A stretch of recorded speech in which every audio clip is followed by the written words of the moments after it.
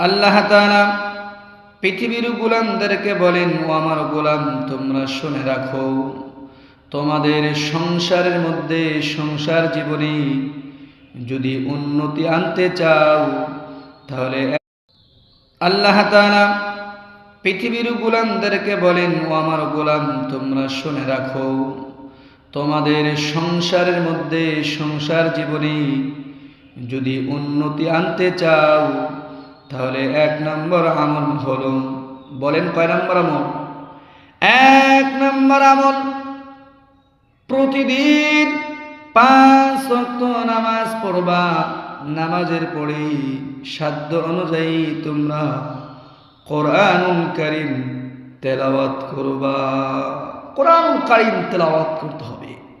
ও পৃথিবীর গোলাম, তোমরা প্রতিদিন ৫ ওয়াক্ত নামাজের পর পবিত্র কোরআনুল কারীম তেলাওয়াত করতে হবে। যতটুকু পারো অতটুকু পড়বা ইনশাআল্লাহ। পড়ব তো ইনশাআল্লাহ। ২ নম্বর কারণ হলো কোরআনুল কারীম তেলাওয়াত করা।